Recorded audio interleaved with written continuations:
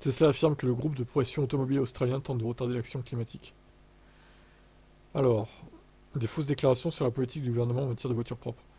Le constructeur de véhicules électriques aurait déclaré que la Chambre fédérale des industries automobiles, le principal groupe de pression d'automobiles en Australie, tentait de faire augmenter les émissions d'ici 2030 au lieu de les réduire, en utilisant diverses faussetés pour induire le public en erreur. Un rapport du Guardian indique que Tesla affirme que le FCAI mène une campagne publique concertée contre la politique du gouvernement en matière de voitures propres, en s'alignant sur les constructeurs automobiles qui veulent retarder l'action de la crise. Le FCAI compte plusieurs membres qui ont des objectifs climatiques ambitieux, notamment Ford, Volvo, Mercedes, Jaguar Land Rover. Chacune des sociétés a déclaré qu'elle éliminerait la production et la vente de glace, des thermiques en gros quoi, d'ici 2035.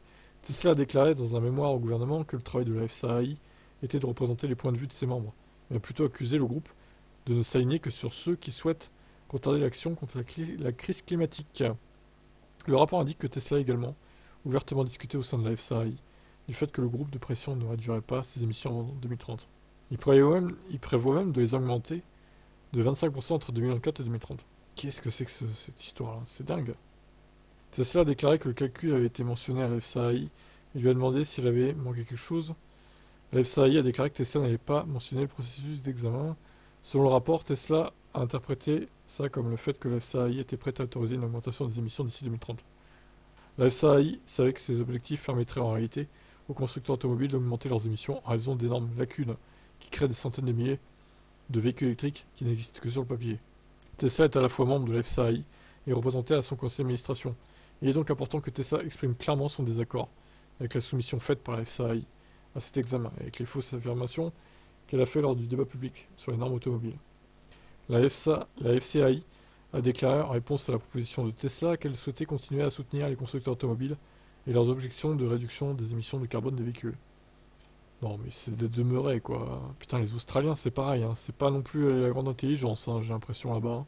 Tesla affirme que la FCAI a déclaré que l'entreprise réduirait les prix de deux modèles de véhicules électriques populaires, probablement le modèle 3Y, de 15 000 $. Tesla a qualifié ça de affirmation absurde. D'accord, les mecs ils balancent ça comme ça.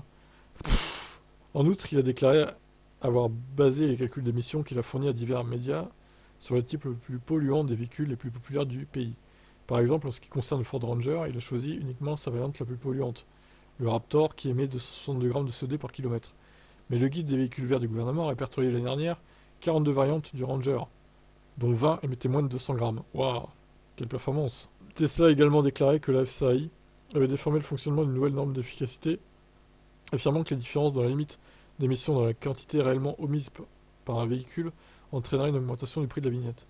Au lieu de cela, les sanctions ne s'appliquent pas aux voitures sur une base individuelle, elles s'appliqueraient aux entreprises qui fabriquent les voitures.